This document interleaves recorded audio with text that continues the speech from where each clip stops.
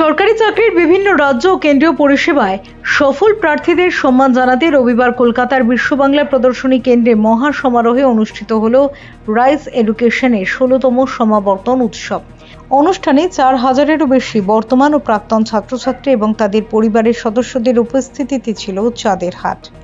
এদিনের অনুষ্ঠানের মূল আকর্ষণ ছিল প্রতিযোগিতামূলক পরীক্ষায় অসাধারণ সাফল্যের স্বীকৃতি স্বরূপ নির্বাচিত শীর্ষ কৃতীদের হাতে পুরস্কার হিসেবে নতুন গাড়ির চাবি তুলে দেওয়া।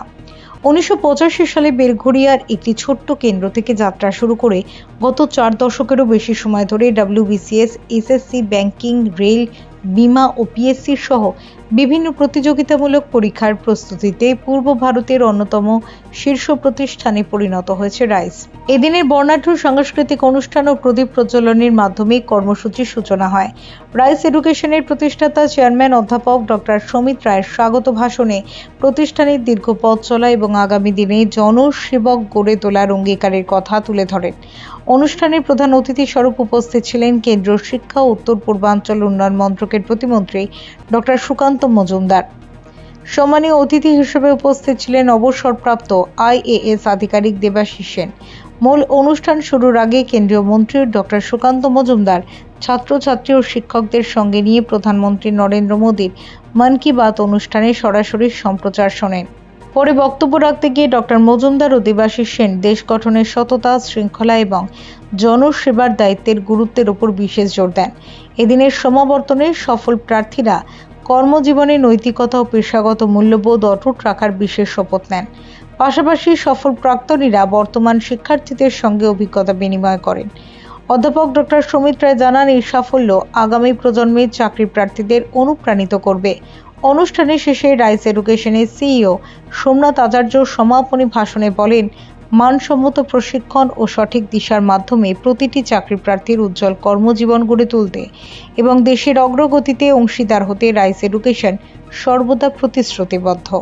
তাদের কি হচ্ছে রেকগনিশন দেওয়া, তাদের সম্বর্ধনা দেওয়া এবং হাজার ছেলে মেয়ে রাত জেগে ভোরবেলা উঠে গ্রুপ স্টাডি করে যখন সমাজে সবাই জিজ্ঞেস করে গ্র্যাজুয়েশন মাস্টার ডিগ্রি কমপ্লিট করার পর কবে তুমি চাকরি পাচ্ছ, সেই চাপ থেকে বেরিয়ে এসে এই যে অন্তরালে একা একা পড়াশোনা করতে হয়, সেই জায়গাটাকে সম্বর্ধনা দেওয়ার জন্য এবং আমাদের সমাজের সব ছেলে মেয়েকে অনুপ্রাণিত করার জন্যই এই অনুষ্ঠানের লক্ষ্য।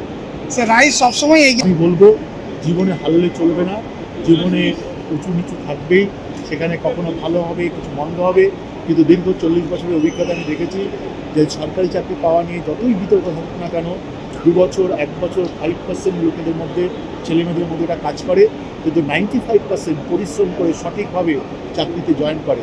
তাই বিশ্বাস রাখতে হবে সিস্টেমের ওপর, বিশ্বাস রাখতে হবে মানুষের ওপর এবং নিজেদের পরিশ্রম করে যেতে হবে, তাহলেই আমরা জীবনে প্রতিষ্ঠিত হতে পারবো।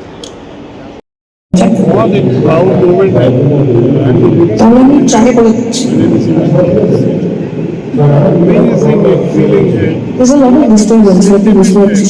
वही सेंटिमेंट है राइस एजुकेशन एंड डॉक्टर समित रे Are we going for a second try? 40 साल में जो इस ब्रांड को बिल्ड करा है वो आज हम देख रहे हैं उसका इम्पैक्ट क्या है। Thank you. আমরাও পাস করেছি কিন্তু কেউ দেয়নি।